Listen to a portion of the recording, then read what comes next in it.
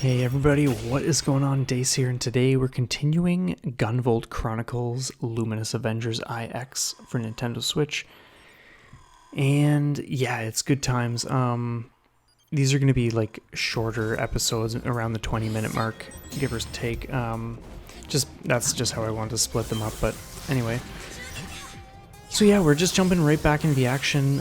If you checked out the last episode, you'll kind of know the drill with this, or if you saw even any of the other Gunvolt game videos that I did, you'll just know how these operate and all that kind of stuff. So I'm not going to give like too much explanation here. We're just kind of going to share thoughts, or I'm going to chit-chat about whatever. This part took me a second to like figure out how to do it again, because I had only ever done it once. So yeah, that's kind of that. But yeah, anyway, so last episode we talked about just, yeah, different things that like they didn't do in this game, that they did in the other games. But either way, like this game is still just a non-stop action-packed ride every step of the way. It's so good. So anyway, I think this is the medical center, yeah. So we're kind of just like going through, ripping through this hospital. We want to see our friend, so we are just heading that way. And it's actually not a long level at all.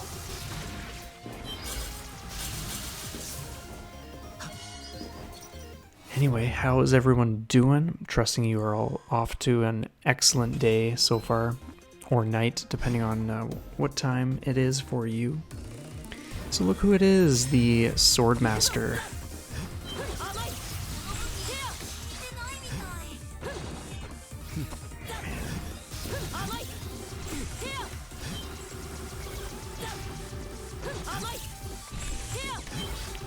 You could almost say this is a shocking encounter. Oh man, but it's a fun fight for sure. Every step of the way just becomes more fierce, more attacks that you get to start seeing. And it's a fun fight. I love it. Especially the last one. If you haven't already guessed that, we kind of just like keep going up against this character. Berserk Trigger.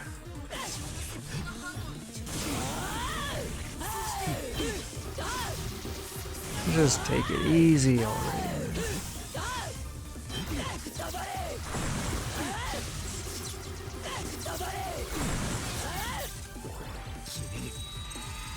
I kind of just like, yeah, did a lot in the way of taking damage this time around.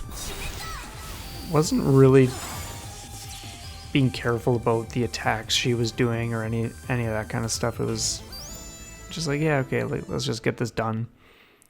Let's just like crash and burn our way through it. So anyway, off to the radio tower. I've got my bottle of water with me because I'm aiming to do all 3 episodes, or at least the voicing, the commentary, in one sitting. So yeah, I want to make sure I'm hydrated. Just look at the background, so cool. And I love the fact that not every level is just you're running along the ground or whatever, which they easily could have done that and it would have been fine, but it's just nice when you're thrown into different situations like this, just like on these huge aircraft.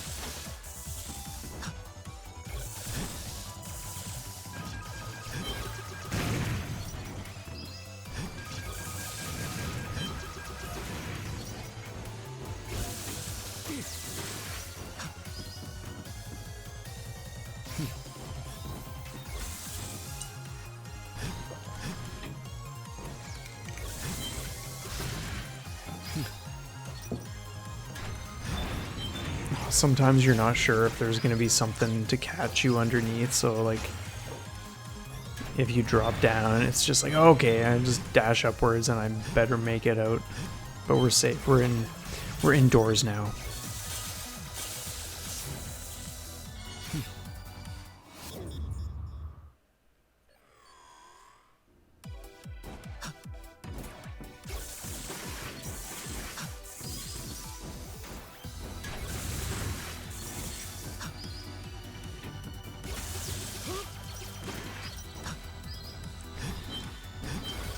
I'm really curious to see if Inti Creates is gonna do something like this anytime soon, like a new entry into the series, or if they're gonna do something like,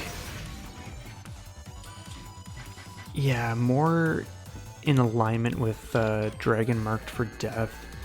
If they're gonna do like something else in addition to that, who knows? Like, they could be working on anything. I haven't even looked into it yet, to be honest, but I do want to keep tabs on them, because man, like, these games are just so sweet.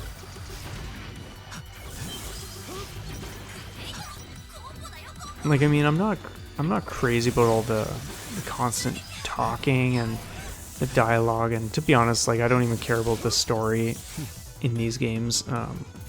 Like, I'm sure it's interesting, but for me, it was literally just getting into the action and ripping through stages. So that's what it was. But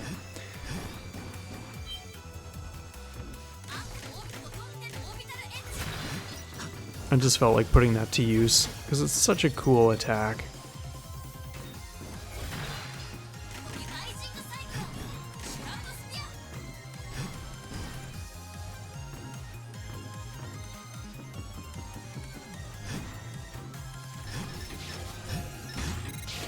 And yeah, the more I hear the music, like, it's what it is, but at the same time, the music doesn't strike me as like memorable per se. Like, some of the songs do from Azure Striker Gunvolts 1 and 2 for sure,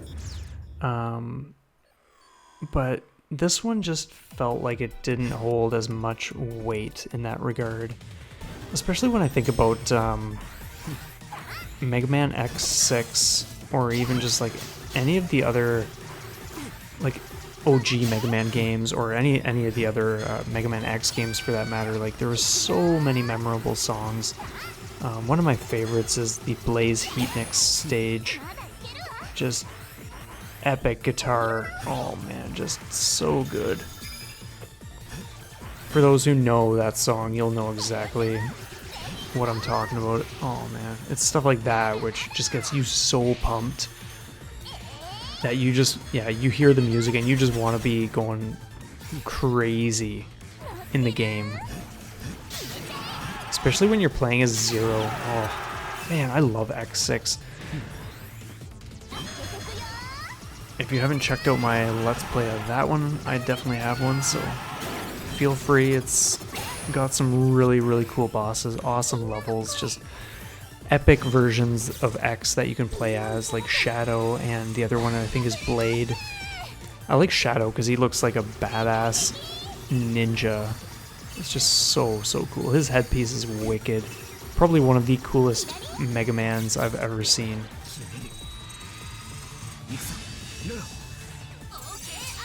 Twin Shredder.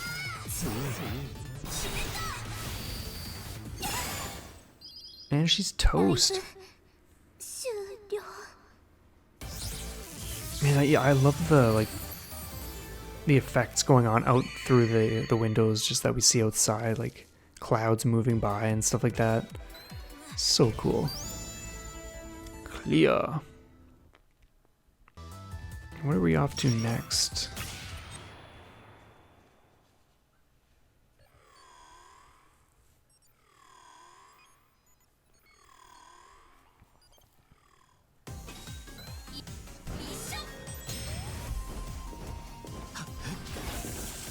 Oh yeah, just like this huge ass facility. Man. I always wonder, like, whose decision was it when they were building this place to just install all these spike floors? And like, what purpose? Seriously.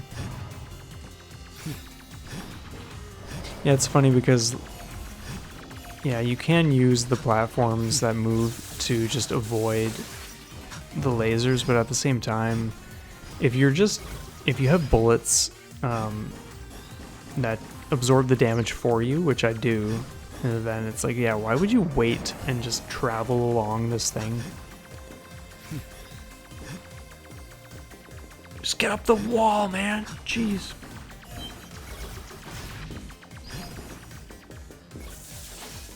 I'll take that. Thank you. Didn't mean to hit that.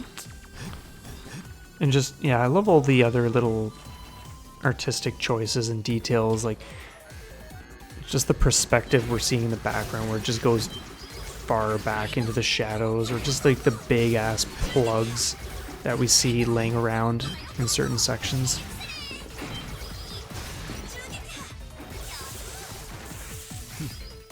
So like the other games, we have these rooms where they throw a bunch of enemies your way. None of these instances or anything that feel threatening or a challenge. They're kind of just there. I commented in one of the other episodes about how like they definitely could have made something a little more frantic, where you're just feeling the pressure and just really want to survive and just make it through to the next part. But it is what it is. So here we go for a little tour. Make sure you have your buckles on and all that stuff to stay safe.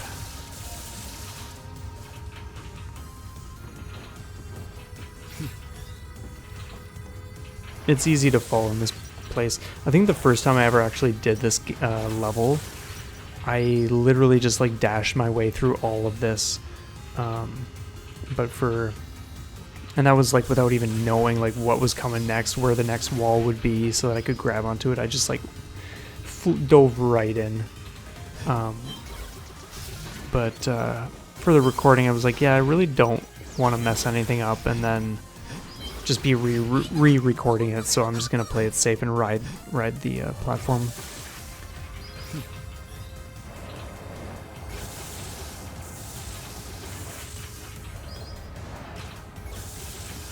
But yeah, just cool enemies.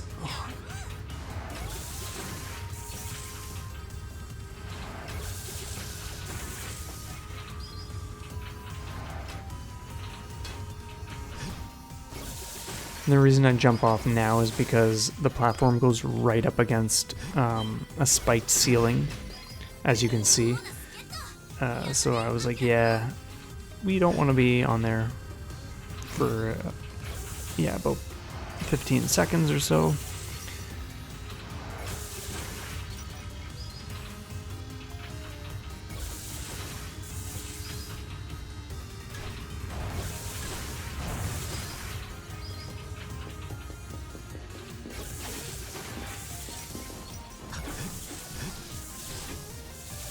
I love that you can just bypass so much.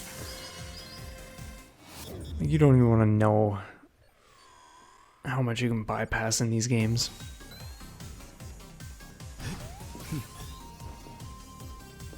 I love the red color there, and this boss is pretty sweet too. I love his design, just like a lot of the other ones. Smash down.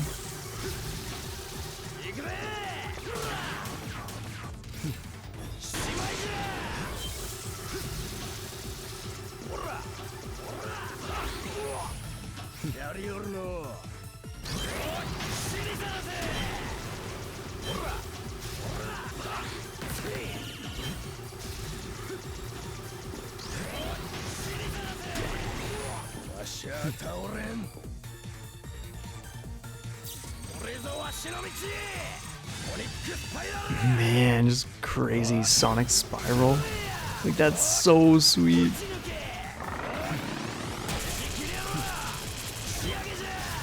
Even though you can pretty much just ignore it and not even care.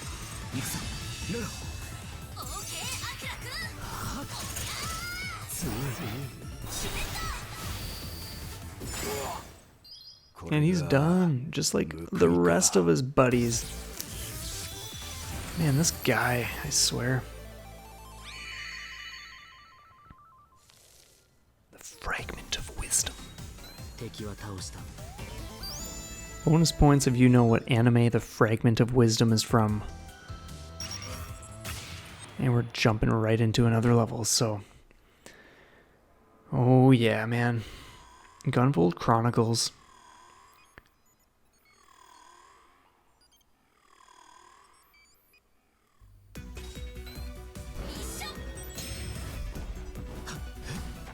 So I think that last one was Data Center Alpha, and then this is Data Center Beta. If I'm not mistaken, I wasn't looking at the screen when we actually selected the level. But anyway, in this one you kind of just like take out these switches to open gates and stuff, and you just go through different places. I think this is the level with these like massive cannons that just charge up. So it's like one of those classical situations where you want to either make it through a section before it goes off or just take it out first or whatever, but we'll see when we get there. I think it's in the second half, give or take a little bit. This is a really cool mini boss, or like halfway point boss or whatever.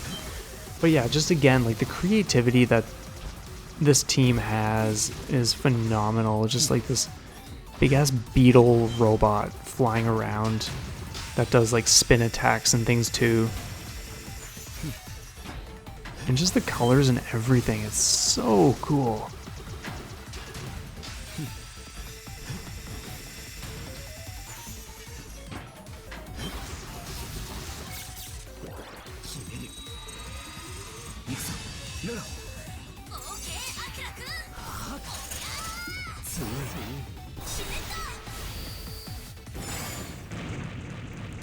Crushed.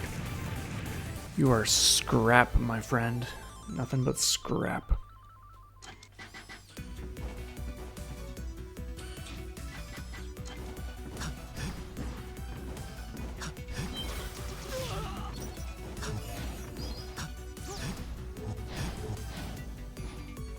Man, the dashing is so satisfying in this game.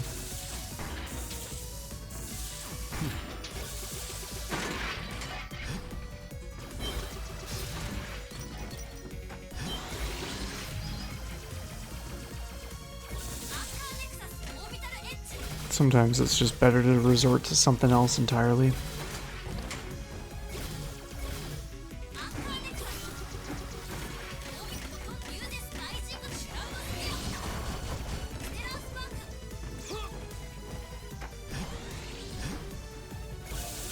And then this is just, yeah, me being messy when I don't even need to.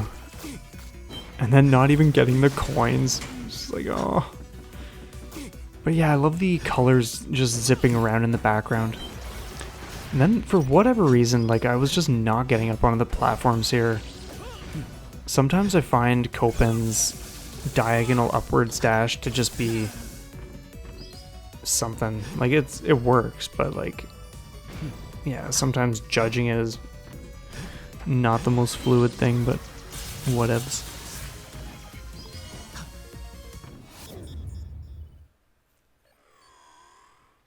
And that means, guess who we are going to be going up against? Oh no, we're in this part first. Oh yeah, okay. I'm getting ahead of myself. But yeah, these are the cannons, these sweet neon blasters. And then I realized at this point that I've actually just been not paying attention to my health, so I was actually pretty low.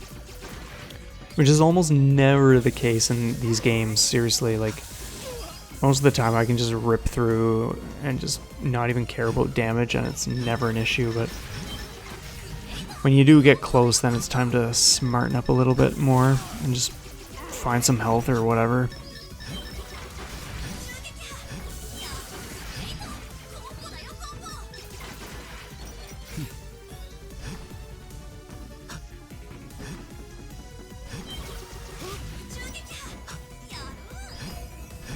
Yeah, smash yourself right into the spikes.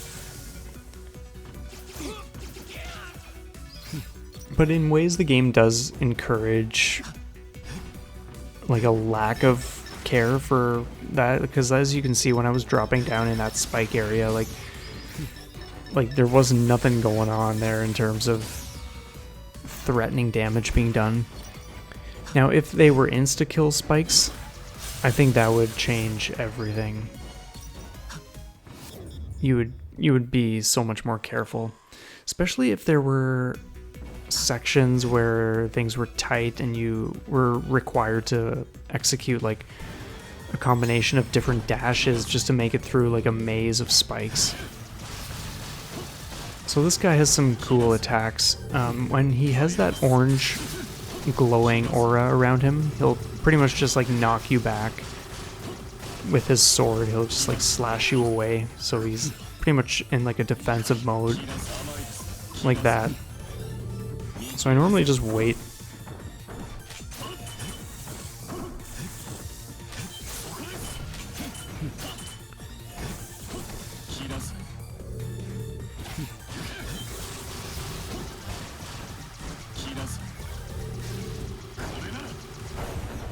Oh, that's so cool. And it's interesting that you can just, with Copen, you can just be facing away from the dude too and firing in the opposite direction, but still, if he's tagged, then he's tagged and he's going to be taking it.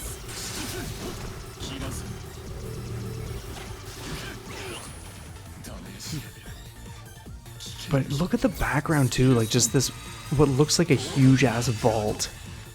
And just this awesome glowing color coming up from the floor in the background. It's so cool.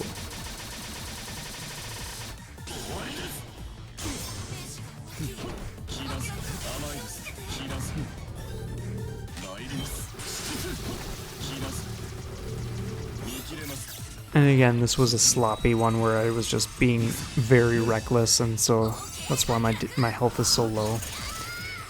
But guess what? He is done. And that brings this episode to a close, everybody. Let me know what you think down below. Thank you so much for being here, and we will definitely see you next time. Take care.